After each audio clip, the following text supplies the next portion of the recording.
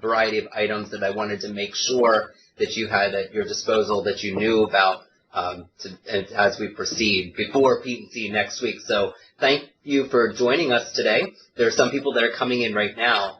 If you join via link, you'll have the chat window open, kind of like what you can see here.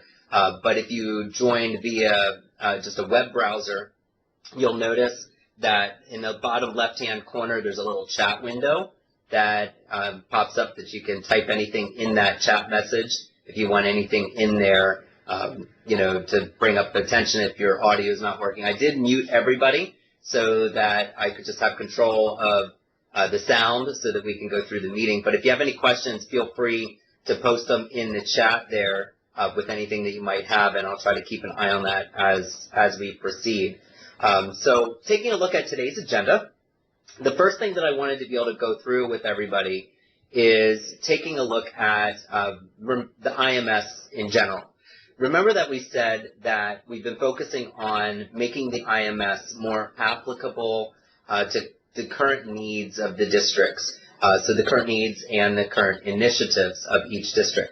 So we formed an IMS focus group, and of that focus group, we have members from Manheim Central, and Hempfield, and Cacalico, and Solanco, and SDOL, and ELCO, that we have that we've been meeting together and taking a look at the variety of services that we can provide through the actual IMS.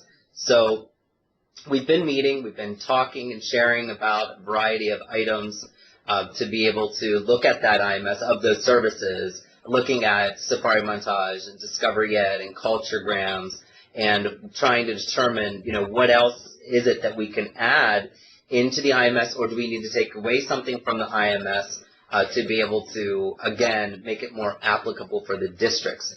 So we really want to have some input directly from you. The next IMS focus group is meeting towards the end of February, and we just wanted to get some data from you particularly regarding Safari Montage. Now, we've heard this over and over again throughout the years, that Safari might be going away. Some districts are currently not using it for fear that it may go away.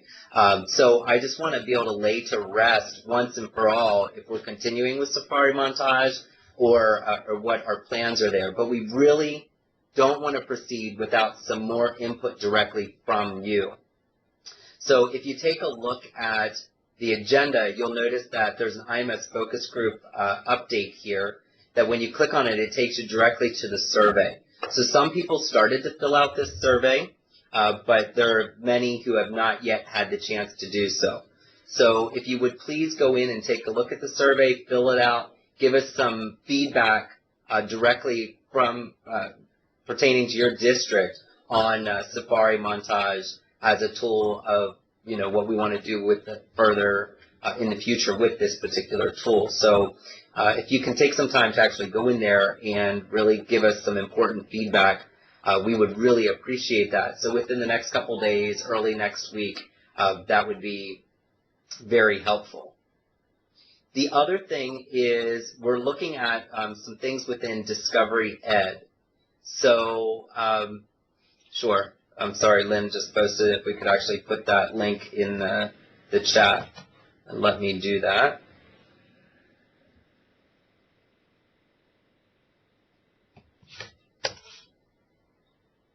There you go. And I'll also put this blog post link that I'm following for today's agenda in the chat for you to be able to use as well.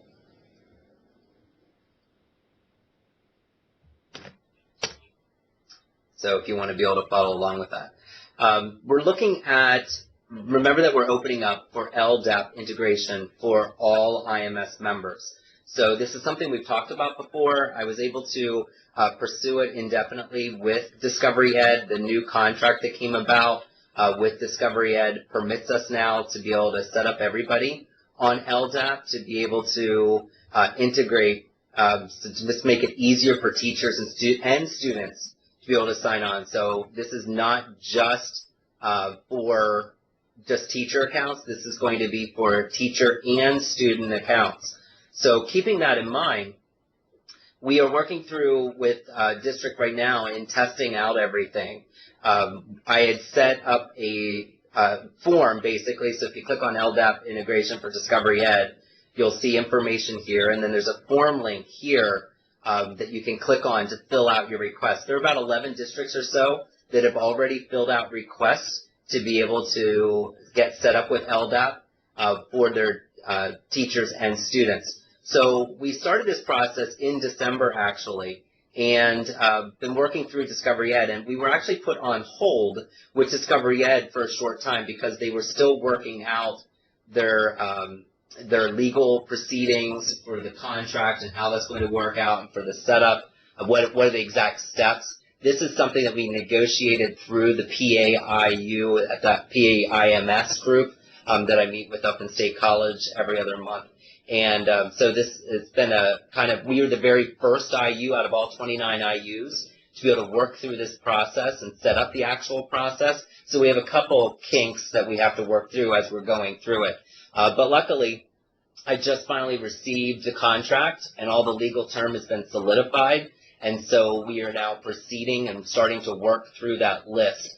So, like I said, there are 11 districts that already had posted that they wanted Ldap integration. So I'm working with 3 at a time.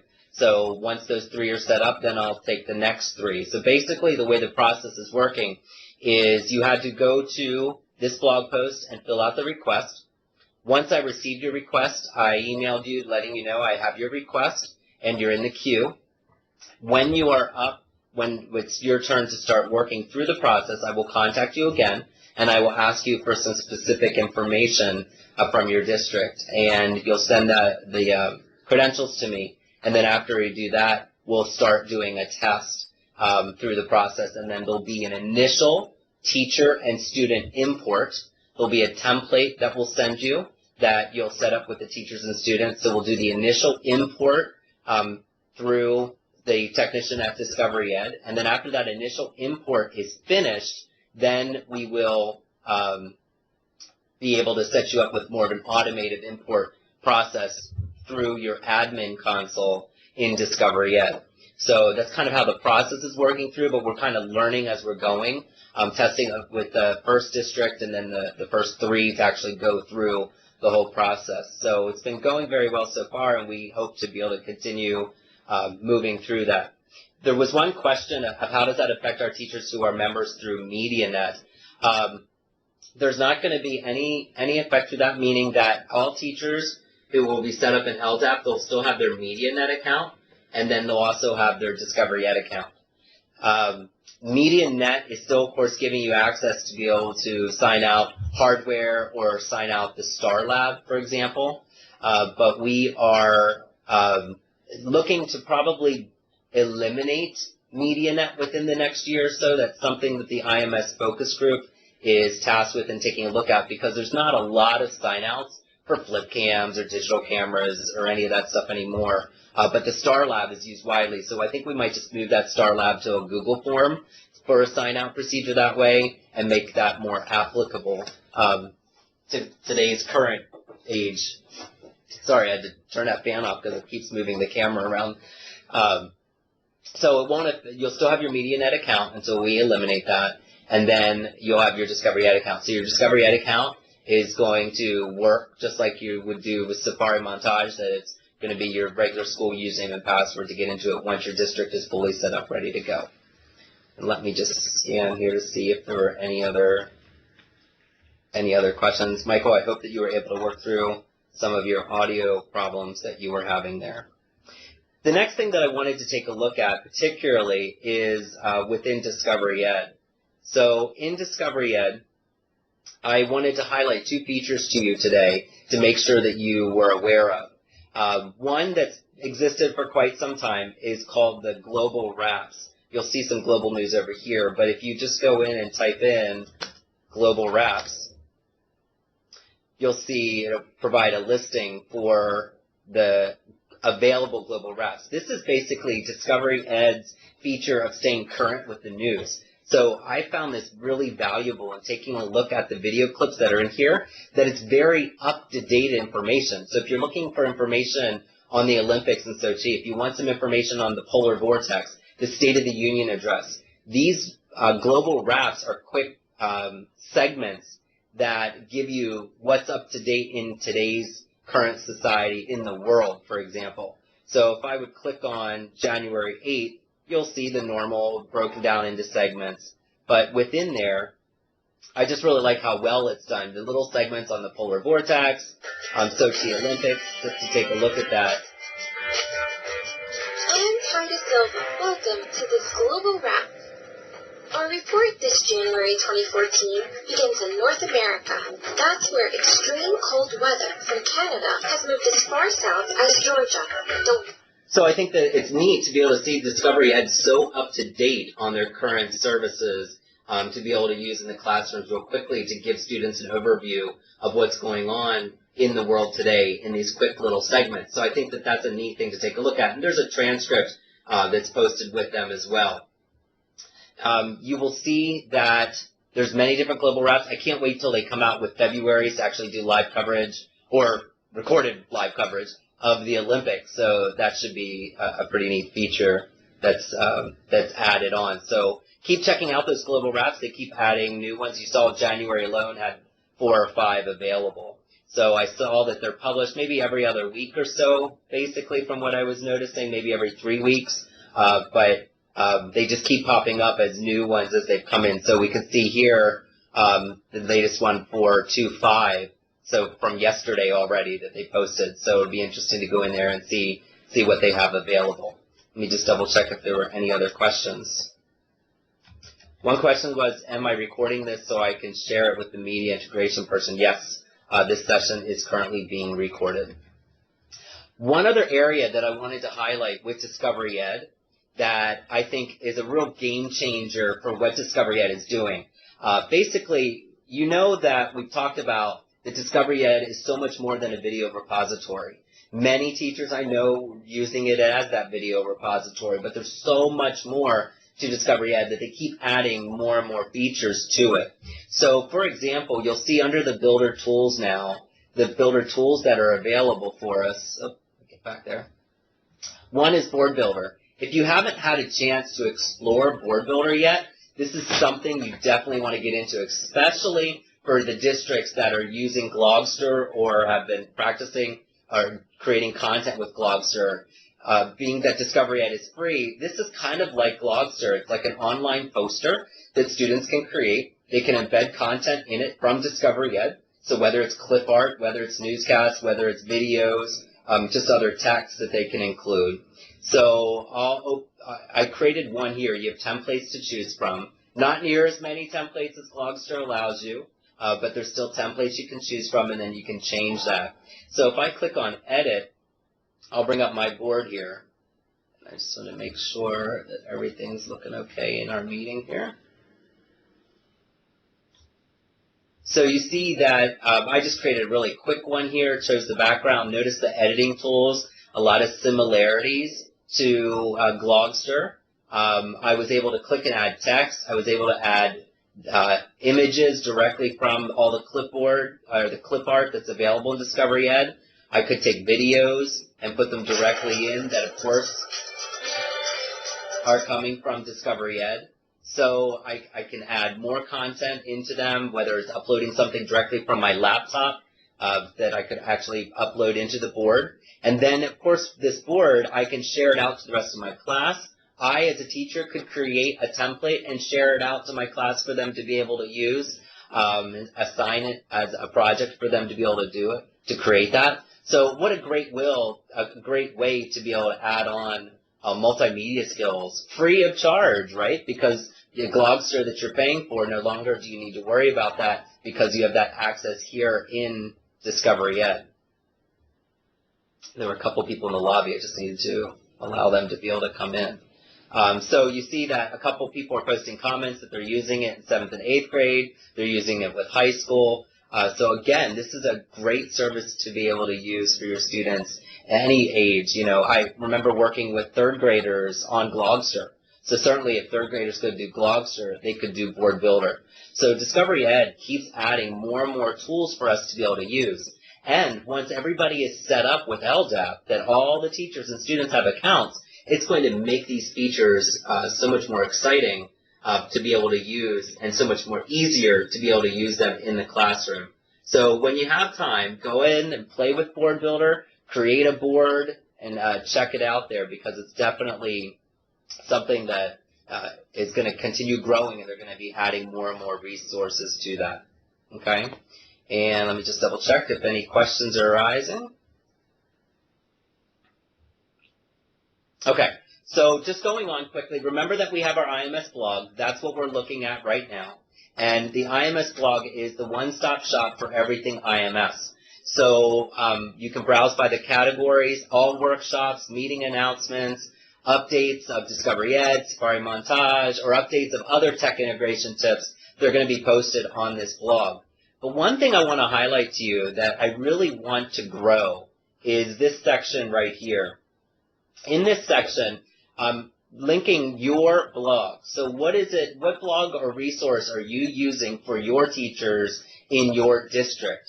So I'm taking them. If you want them, we can post them here, which I think is a great way to be able to connect with one another. You see Hempfield has quite a few, which is exciting, and a couple of their, from other school districts. So please remember to send me whatever your blog, or if it's, whatever your resource page is, if it's a blog or a wiki space, what it might be, so that we can add it here through the IU13 Tech Integrators blog role, so that you can see what each other are doing, that you could read each other's posts, and that you could learn from one another, or just simply share with one another as well. Remember that we also have the Twitter feed following at IU13 IMS. Now, the only reason why I'm bringing this up again is because I would love to be able to get conversations going more so with our hashtag IU13EdTech. So you see that we've listed this as our hashtag, and we've been using it, and we've created a list with it. But it's a great way to be able to have all of us share together what's going on, what are projects that we're working on, what are some tips that we need. I know, I'm creating a BYOD workshop that's coming up here next Friday, and I was looking for resources, and I was just kind of hashtagging out BYOD and IU13 EdTech. What resources do you have to be able to help prepare professional development for BYOD? So this is a great way that we can really help each other and connect with one another. So please, when you get to Twitter, go ahead and hashtag IU13 EdTech. Wanted to give a quick overview of the Elementary Technology Conference that we had in December 3rd. Imagine that, we haven't really met since then. It's been a really long time, so that's why I wanted to have a quick meeting today. We had the largest enrollment that we have yet had at 154 participants, which was very exciting. We've had incredible feedback from the day, like we've always had in the past, and it was really exciting to see that all the elementary teachers come together and learn about new features and new skill sets and new tools to meet those skill sets in the classroom. So it was a great success. Thank you for everybody who participated. Thank you for the committee of everybody who helped us out with that committee. We are starting planning for next year already. We're taking suggestions for keynotes. So if there's a keynote that you have seen in the past that might be very helpful, send it our way. Email it to me directly, and I can take a look at it and send it on to the committee.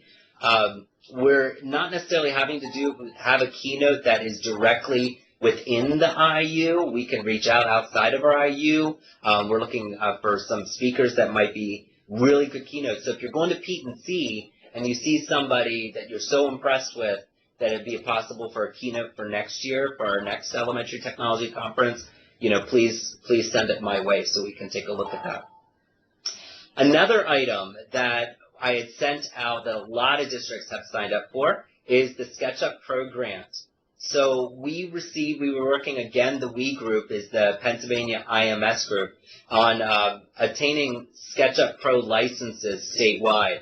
Many other states have done this through their departments of education.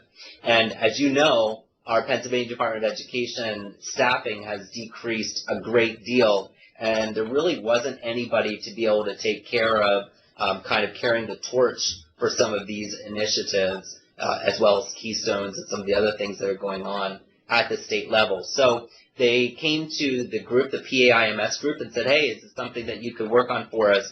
And so a couple people came together, the committee came together, and these Sketchup Pro licenses are now available. So you see when you click on the blog post, a little information is here. The little application is there, some more information about what Sketchup Pro is and how you use it. But you want to fill out that application. Once you fill out that application, it goes to the PA IMS group, and then they'll put together the information you need for your licenses and send it out to you. So another great opportunity for our teachers and students in the classroom, depending on what software your district already provides for them, whether it's some type of AutoCAD or whatever that they may use. SketchUp Pro is free for these licenses for them to be able to use, so that it's a great opportunity for your students and staff.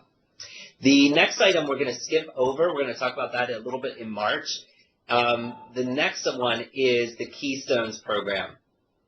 So the Keystone PA program is back. Now, it's a little different than what it's been in the past because we are taking a look at, it's not through the Department of Ed anymore. It's actually kind of an organization that's come out of PAECT.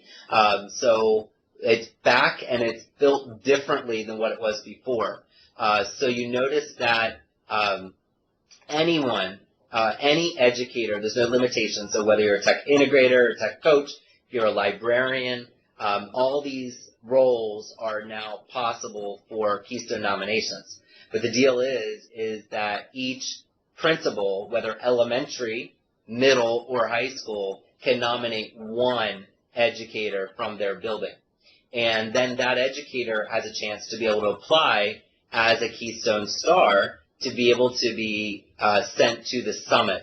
So there's information here about Keystones and some of the qualifications of the Keystone. I've been talking to the principals about this at their meetings, on the listserv, and trying to get the word out so that they know the nominations are open. The nominations are due by February 28th, so they have to choose somebody by then.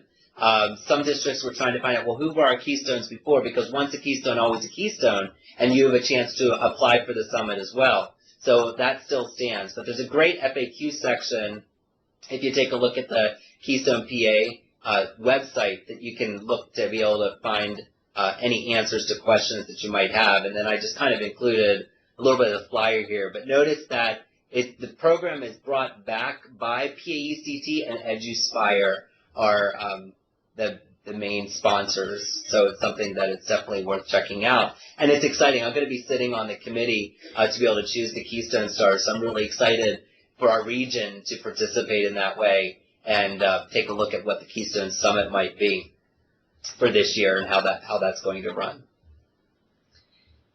All right, let me just double check to see any questions that have come up.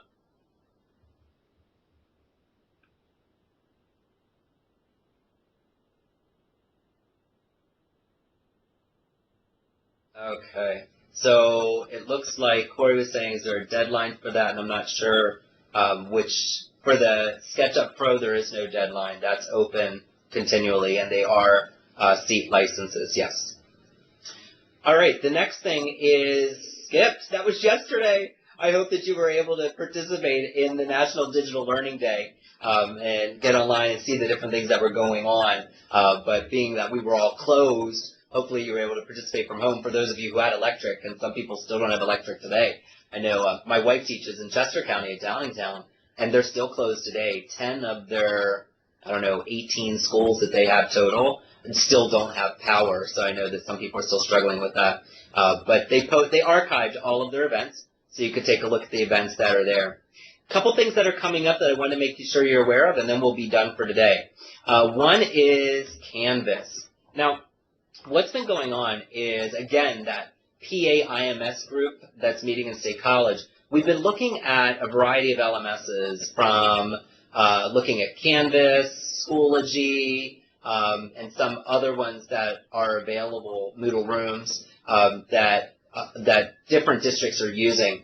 And we're looking at, is there one product, one LMS that can be endorsed by the state as a possible contender that districts could use? at a real minimal cost so that we could get statewide pricing for that.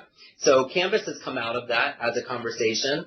And so we have a demo coming up. I know a lot of you have registered already to attend the demo so that you can come and see how Canvas works and how Canvas is kind of set up on things. So even if you're all curious about what Canvas looks like, I know that Elanco could share with us quite a bit, Tim and Lynn, because they've been using Canvas this year. But if you want to come and check it out and just see, just see as for your own information, what does Canvas look like, come to the meeting and come check that out. So go ahead and register on mylearningplan.com for that.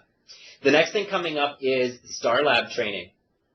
Now, remember that we have this Star Lab, which is our planetarium that's used for sign-out. We have an updated one that's different than some of the other ones. So this training is going to be for the updated Star Lab for schools that are using it. There's similarities there, but there's some differences that you need to be aware of. And I am replacing another of the older units for next year. So we'll have two different Star Labs that are completely updated, ready to go. But the deal is that you can't sign them out or use the Star Lab until you've attended a training.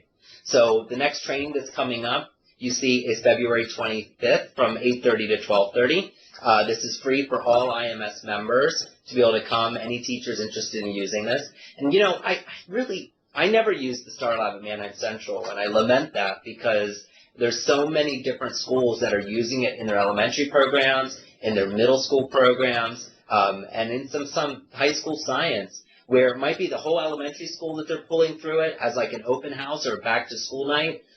Some have used it that way. Some have rented out like the auxiliary gym or the media center, depending on how high your ceiling is, to be able to take everybody through the Star Lab.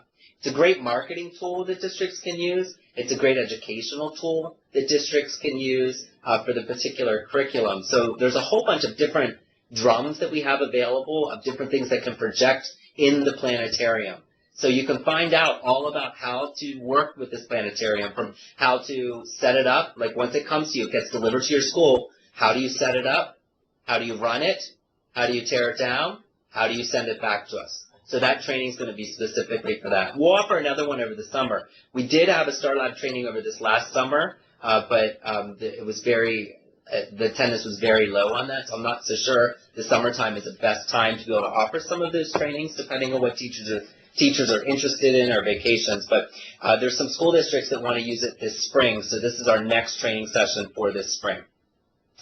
The next thing is our one-to-one forum is continuing. We had our one-to-one forum first meeting this year, and so we have our next one scheduled for February 28th. So you want to be able to register on mylearningplan.com right there to be able to attend it. Again, this is for any district personnel, teacher, administrator, anyone who's thinking about one-to-one or in one-to-one, just want to share best practices. And it is my hope that we really are able to focus on best practices and professional development for a one-to-one initiative. So if you're interested in that, come check that out. Go ahead and register on mylearningplan.com for that. Finally, our last item that we want to share quickly today is June 24th and 25th is coming up really, really quickly. And as a result, I want to make sure that you're aware of the e-learning revolution conference.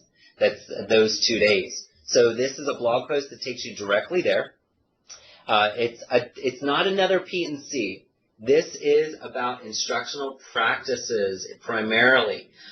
So we're taking a look at personalized learning in a digital world. So whether that's in one-to-one, whether that's in hybrid, whether that's in a BYOD, what type of competency-based learning is going on at in your schools. So here is a flyer. You see the 2 keynotes that are going to be presenting, and there's going to be sessions, breakout sessions that you can attend both of those 2 days. So what you want to do is come to this site, and you can click here to register, or we're also looking for more proposals. So if you want to attend the conference, you would click on attending. You want to be a presenter, you can come and present. We have a lot of exhibitors and sponsors that are coming in as well. It was neat. I was able to talk with Millersville University a bit last week rather. The time is just flying. And they're very interested in their pre-service education classes. How are they getting teachers equipped for today's world, in teaching in today's world, which is leaning more towards a blended learning, hybrid learning, competency-based education, and how can they prepare teachers for that? And the other thing they're looking at is how do we help continue educators who are in the field right now, continually prepare them for this world. So they're going to be coming and talking to us about those things and hopefully sponsoring some events throughout the conference. So it's definitely a great conference that you don't want to miss on June 24th and 25th. I know that some of you are still working out your summer vacation plans. I know I would be at this time, so to figure out which dates I want to go. But we are getting registrations now, so it's open, ready to go. And we look forward to either submitting a proposal or just coming in and attending the event. One item that I don't have up here that I was just quickly reminded of is the computer fair that's coming up on October 14th. So remember that if you go to our Schoology page and you go to the resources,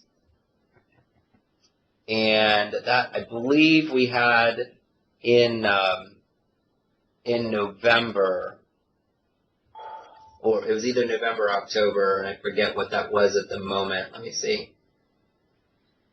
There it is. So I'll pull that up for a minute.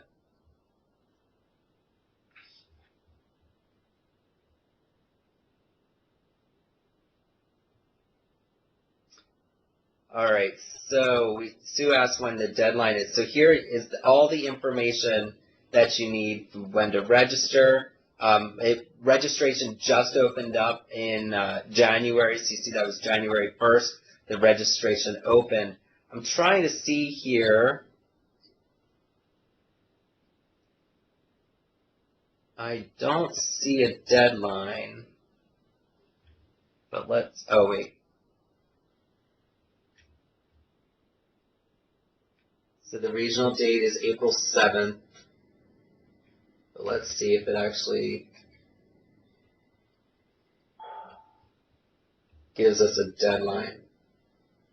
1 week before is what Corey thinks. I'll have to investigate that. You can as well. Go ahead and click on that pacomputerfair.org. I think that it has it in there to be able to let you know. I know that it's, I remember Karen was saying it's pretty close to the time for when you can actually go on April 7th. So double check out those sites so that you don't miss information about that. But you see that registration's open right now, ready to go for the computer fair.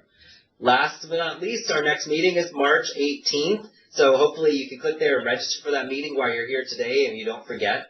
The other thing is, those of you going to P&C, it would be great if we could meet up for a lunch on Monday or Tuesday. So I'm going to put together some information on that if you're interested in getting together with the group and having lunch on either Monday or Tuesday, or even Wednesday could be a possibility. The majority of people seem to be coming on Monday and Tuesday, and who knows what the weather is going to be bringing us this year. So it might be a very interesting event. But anyway, some have expressed interest to be able to get together. So if you're interested in that, let me know, email it. I also will email out some information for anybody who might be interested in getting together for lunch at P&C. So that's 35 minutes, longer than what I thought it would be. Thank you very much for your time today. I look forward to seeing you in March or next week if you're going to P&C. Have a great day. I'll leave the chat open for anybody who wants to ask any questions or interact. But thanks for your time today. Have a great one.